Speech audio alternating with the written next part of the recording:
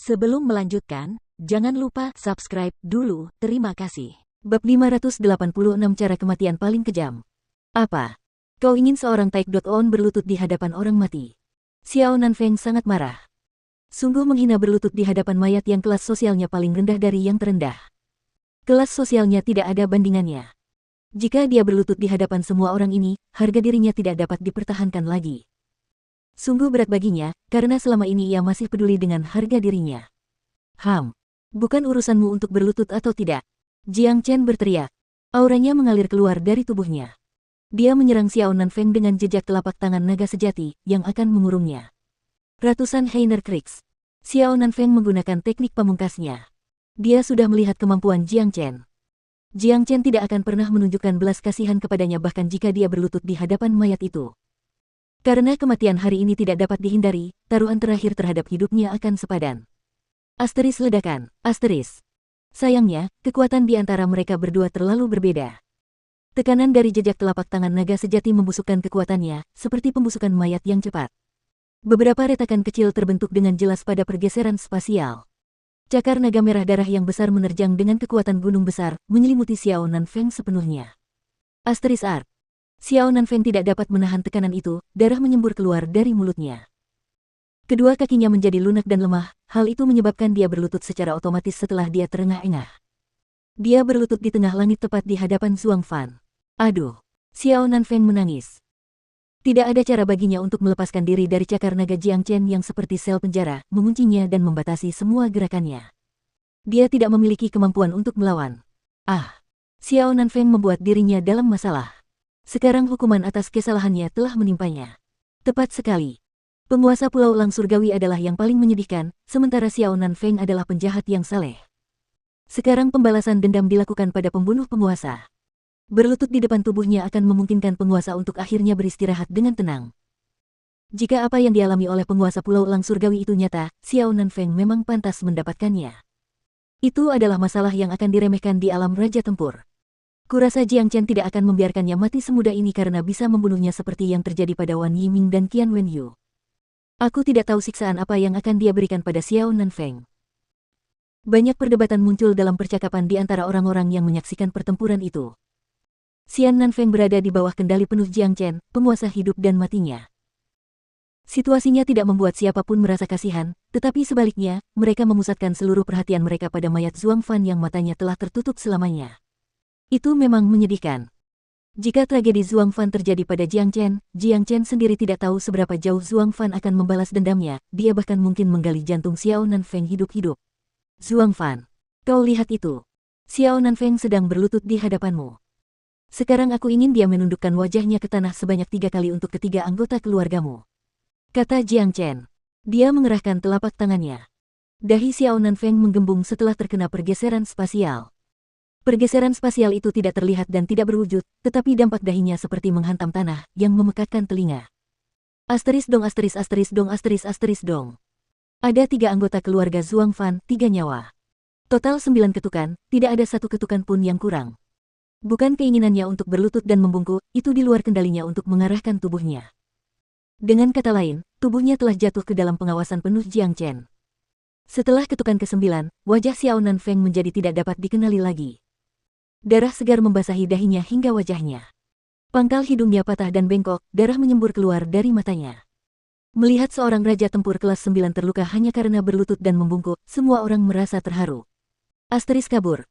Xiao Nanfeng menyemburkan seteguk darah lagi, penyebab utamanya adalah kemarahannya yang berlebihan. Meskipun wajahnya berubah menjadi bentuk yang tidak normal, kewarasannya masih terjaga. Mengira bahwa dia adalah taipan pertama Istana Asura, berlutut di depan banyak orang pasti akan mendatangkan hinaan yang tak berkesudahan. Jiang Chen, bunuh aku. Xiao Nanfeng memohon pada Jiang Chen. Dia tahu bahwa Jiang Chen tidak akan membiarkannya hidup, tidak peduli seberapa dia memohon padanya. Dia harus mati juga, mengapa tidak memenuhi keinginannya untuk mati sekarang? Jika tidak, kekejaman yang menyiksa akan menunggunya karena Jiang Chen adalah orang yang mendapat nilai sempurna dalam tes kekerasan. Dia tidak kenal ampun dalam hal membunuh. Tenanglah. Kematianmu hari ini sudah pasti, kematian yang sangat tidak mengenakan. Xiao Nanfeng, tahukah kau apa kematian yang paling kejam di dunia? Disekap sampai mati. Tidak. Membelah anggota tubuh oleh 5 ekor kuda. Menghancurkan tulang-tulangmu menjadi bubuk. Tidak juga. Kau pasti penasaran apa itu, tetapi tidak perlu terburu-buru. Kau akan segera mengetahuinya. Wajah Jiang Chen penuh dengan senyum mengejek. Dia menatap Xiao Nanfeng dengan iba. Ekspresi matanya membuat jiwa Xiao Nanfeng menggigil karena dia tidak tahu apa yang akan terjadi. Jauh dari mereka, dia melihat tatapan sinis Big Yellow. Jiang Chen, jika kamu seorang pria, akhiri hidupku sekarang. Aku telah dikalahkan olehmu hari ini dan aku mengakuinya. Xiao Nanfeng berkata dengan keras. Karena aku seorang pria, aku tidak bisa memenuhi keinginanmu untuk mati seketika. Big Yellow, aku akan menyerahkannya padamu. Menurutmu apa yang harus kita lakukan padanya? Kau tidak perlu aku mengajarimu, kan? Jiang Chen mencengkeram lehernya dan melemparkannya ke arah Big Yellow seperti mainan. Jangan khawatir, aku akan merawatnya dengan sangat hati-hati. Big Yellow menyeringai. Ia menyemburkan lapisan Yuan Force, menyelimuti Xiao Nanfeng. Xiao Nanfeng menatap Big Yellow dengan ekspresi terkejut. Big Yellow memutar tubuhnya dan mengarahkan pantatnya ke arahnya. Pantat Big Yellow mungkin hanya berjarak 3 inci dari wajahnya. 3 inci. Ini akan menjadi salah satu tragedi terbesar dalam sejarah manusia. Tidak. Xiao Nanfeng membelalakkan matanya dan berteriak ketakutan. Meskipun dia tidak menyaksikan apa yang terjadi di Istana Asura 10 hari yang lalu, dia sepenuhnya menyadari kentut anjing ini yang mematikan dan beracun, itu sebanding dengan neraka manusia. Demi Tuhan, banyak orang berseru kaget. Rupanya, berita terbaru telah tersebar di seluruh provinsi Liang sehingga mereka semua mengerti kekuatannya. Tak terkalahkan bukan lagi kata yang tepat untuk menggambarkan kentut si kuning besar. Mereka semua mengerti apa yang dimaksud Jiang Chen saat mereka melihat Big Yellow mengarahkan pantatnya ke Xiao Nanfeng. Xiao Nanfeng berjuang keras meskipun tubuhnya terluka parah. Namun, dia berada di bawah kendali penuh Big Yellow, dia bahkan tidak memiliki sedikit pun kekuatan untuk melawan. Satu-satunya hal yang bisa dia lakukan adalah menatap pantat montok itu dengan saksama. Dia bahkan tidak pernah bermimpi bahwa hari ini akan tiba. Asteris ledakan, asteris. Apapun yang ditakdirkan itu akan terjadi suatu hari nanti. Kentut roh pusaran Big Yellow yang telah diseduh cukup lama akhirnya meletus lagi seperti ledakan bom di hari yang damai, mengguncang bumi dan langit. Awan udara hijau melesat keluar, membombardir wajahnya secara langsung. Gas hijau tebal yang pekat dilepaskan, mengubah wajahnya menjadi warna hijau. Sekarang seluruh tubuhnya dikelilingi oleh udara hijau. Kemudian, udara mendorongnya untuk terbang 40 kaki di langit. Ah, petik 2. Teriakan memilukan terdengar dari Xiao Nanfeng. Itu membuat semua orang merinding.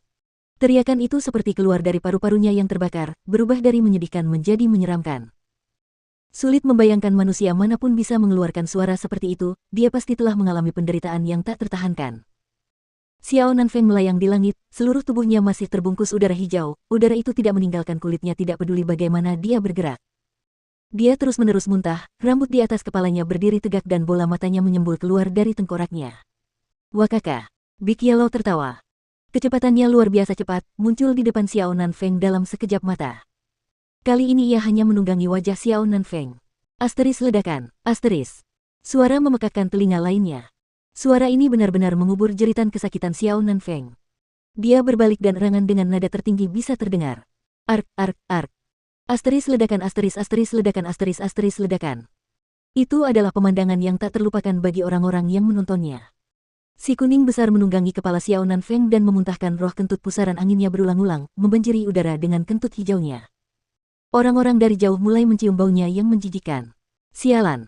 Brutal. Ini tentu saja pembalasan paling kejam yang pernah dilakukan. Bokong anjing yang hebat ini dapat menyusup ke dalam jiwa seseorang dan mencabik-cabiknya. Xiao Nanfeng sudah tamat. Dia akan menjadi raja tempur kelas 9 pertama di dunia yang dihisap sampai mati. Wajah semua orang menjadi pucat dan pucat. Itu tidak terbayangkan bahkan jika mereka menempatkan diri mereka pada posisi Xiao Nanfeng.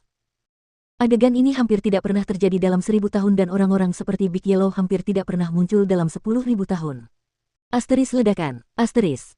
Itu adalah kentut terakhir Big Yellow padanya, diikuti oleh reaksi diam. Big Yellow kemudian melepaskan kakinya dan meninggalkan kepala Xiao Nanfeng. Wajah Xiao Nanfeng bukan wajahnya lagi, mulutnya penuh busa putih. Tubuhnya jatuh dari langit, menghantam struktur puncak gunung yang tajam. Napasnya berhenti setelah beberapa kali mencoba menggeliat. Pada napas terakhirnya, ekspresi wajahnya penuh dengan siksaan dan rasa sakit. Cara kematiannya sama sekali tidak damai. Mati. Dia benar-benar mati. Ya Tuhan, dia adalah Taipan Agung Istana Asura, jenius nomor 1, Raja Tempur kelas 9, tetapi mati di bawah pantat anjing. Ini adalah cara kematian yang paling tragis, sungguh menyedihkan. Memang menyedihkan. Mirip sekali dan terlalu kejam. Apa yang dimaksud dengan 5 ekor kuda yang terjepit dan terbelah anggota tubuhnya? Mereka tidak seperti ini. Kentut anjing yang unggul adalah hal yang paling kejam di dunia. Ini adalah adegan paling menyedihkan yang pernah ada.